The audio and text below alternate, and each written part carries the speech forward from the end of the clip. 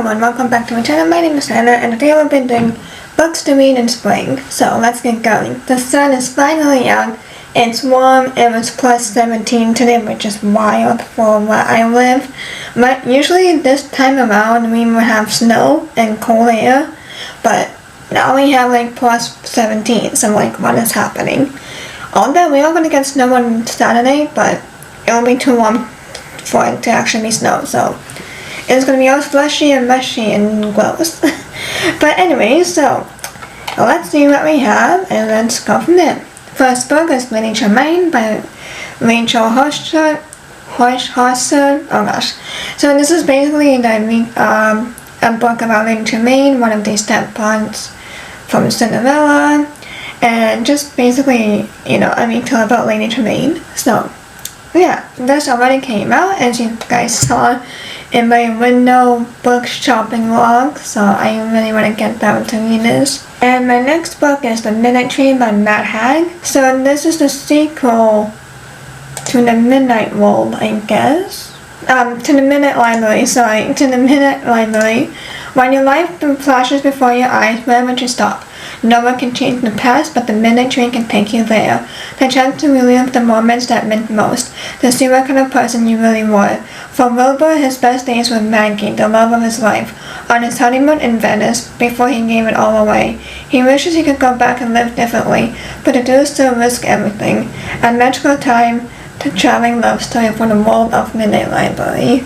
So, that will come on May 26th, so there's quite some time, but my next book is Rights of the Starling. This is number 2 in Shields of Sparrows by Daphne Perry. Calandra's 5 kingdoms are on the verge of destruction. The Crux invasion is coming, and in the wake of a devastating attack, I have been separated from the man who owns my heart.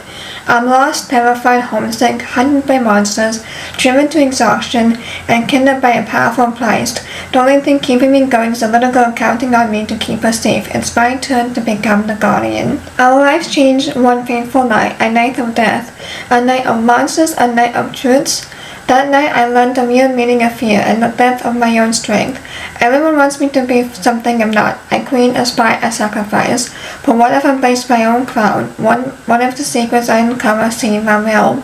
What if my sacrifice means salvation for the man I love? For too long I feared the monsters we make. It's time to discover the monster within. And I think you ask what if too many questions. And if you are on a spooky side of things for spring, there is the section of A Murderer by Joe Miller.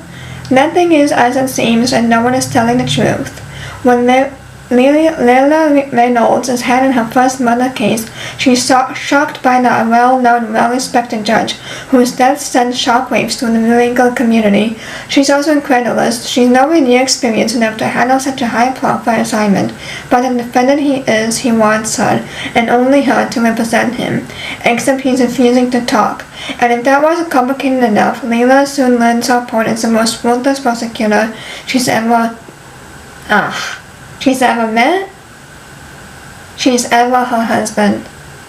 She's ever met. Let's go with she's ever met. Oh my gosh. It is an impossible situation, yet Layla is determined to sway the jury to her side, until she's blindsided once again by a shadowy figure from her past. Suddenly, Layla finds herself fighting not only for her client and marriage, but also to keep her own secrets buried. And if she has to rewrite the rules to win, so be it. Comes out May 7th. Next one is You Did Nothing Wrong by C.G. Drews. Single mother Eloise's life has become a fairy tale. She's met Brad, equal parts golden retriever, devoted and sinfully handsome. He switched her and her autistic son Jude to the crumbling family house he's renovating. She has a new husband, a new house, and a new baby on the way. Everything is perfect. Then Jude claims he can hear voices in the walls. He says the renovations are haunting the house. Even Eloise can't ignore it. Something strange is going on. The question is it with the house or with her son? Then the one secret Eloise has been hiding is revealed, and no one is safe anymore.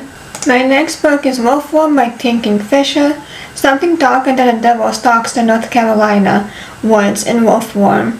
The year is 1899, and Sonia Wilson is a scientific illustrator without work, prospects, or hope. when the reclusive Dr. Hulda offers a position illustrating his vast collection of insects. Sonia jumps at the chance to move to his North Carolina Carolina Manor House and put her talents to use, but soon she finds that there are darker things at work than Carolina woods. What happened to her predecessor, Howland's wife? Why are animals acting so strangely, and what is behind the peculiar local whispers about blood thieves? My next book is Darkest When the Devil Comes by Daisy Pierce. The woods are known as a place to avoid. What goes in doesn't come out. Hazel has been gone from her small hometown of Isles in the English countryside for years. Now returned in the wake of a traumatic divorce and crumbling personal life. Her simple plans are to lay low at her parents' vacated house, reconnect with her prickly sister Kathy, and slowly get back on her feet. Kathy's surprised when Hazel doesn't show. The relationship strained from a fallout half a decade ago. She did expect her to get back into a sisterly rhythm, though she hadn't counted on Hazel bailing either. But something isn't adding up. Other people in town whisper over thread that Kathy's shaken. The woods are known for being restless, and Kathy knows the old saying, if you go looking for trouble, you just might find it. My next book is Witch Queen Rising by Samantha Stephens. For New Orleans Witchkin, there is no greater honor than to become the prime, chosen to rule, but the title is meant to pass between two rival houses of magic. Not to the prodigal daughter of the former prime who died under mysterious circumstances. As a girl, Seraphine Banner was dubbed the Thick Witch for her ability to feed on magic and make it her own. Even among those who alter fate and manipulate reality, she was a powerful outcast, feared and misunderstood by her people. Now dragged back to continue the legacy that nearly destroyed her, Finn has her work cut out for her. She must earn the respect of her people, navigate the politics of the paranormal communities residing in her city, and heal a broken heart, all the while battling a parasitic curse poisoning Witchkin. Between her werewolf ex, power-hungry vampires, and the skeletons in her family's closet, Finn must learn to make peace with her past to save her and all of Witchkin's future. So this is a sequel to Amelia Al-Safari. It was I forget what was the #1 book called, The Adventures of Amelia Al-Safari. And apparently there's going to be book 3 already. Wow, Shannon has been busy. And this is Amelia Al-Safari. And the title is The Tapestry of Fate, and by Shannon Chakraborty. Amelia Al-Safari thinks she struck gold, tasked with hunting down arcane artifacts for the Council of Immortal Parish. She conceived of the occasional rollicking adventure on the high seas with her cherished criminal companions, while still returning home to raise her beloved daughter Mariana. But when Rakesh, the spirit of discord with whom she is reluctantly wed, provokes the Council's wrath, Amelia is charged with a seemingly impossible quest: steal a spinal cab capable of rewriting fate from a mysterious sorceress on an island no one can escape. And this is the #3 of the Blood Ring Academy by Briar Moylan. It is the rings that bind. The night's case left us breathless. Now the real nightmare begins. In the wake of last winter's tragedy, through loss and heartbreak, we somehow made it to a new year. But our flight is far from over. A second dragon has awoken, her heart tainted and her power commandeered by two ruthless high-bloods who will stop at nothing to uncover the dangerous bloody secrets at the borders of Sangrata. Their cruelty knows no bounds. Florence, my dearest friend, teetered on the brink of death. A dragon saved her, but now she's tied to him in a way I can scarcely understand. Well, what will this new bond do to the woman I've come to love as a sister? My next book is The Book Witch by Meg Schaffer. She could hop into any novel, she just can't stay here. Come along with The Book Witch and this magical and inspiring love letter. Maidie March is a proud third-generation book witch, sworn to defend works of fiction from all foes, real and imaginary. With a magical umbrella and feeling familiar, she jumps into and out of novels to fix malicious alterations of rogue heroes. Book witches live by strict rule. There should be a by strict rule, I think that's what they meant. Real people belong in the real world. Fictional characters belong in works of fiction. Do not eat, drink, or sleep inside a fictional world lest you become part of the story. Fall in love with a fictional character? Don't even think about it. Which is why Reading has been forbidden from seeing the Duke of Chicago, the dashing British detective who stars in her favorite mysterious series. If she's ever caught with him again, she will be expelled from her book coven and forced to give her the magical gifts that as much as part of her as her own name. But when her beloved grandfather disappears and the priceless book is stolen, there's only one person she trusts to help her solve the case, the Duke.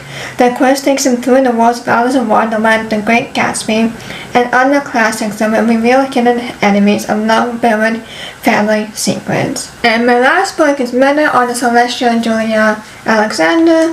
While Damocles has never been afraid of the dead, her power is to summon spirits as all the guests of her esteemed family's galas for as long as she can remember.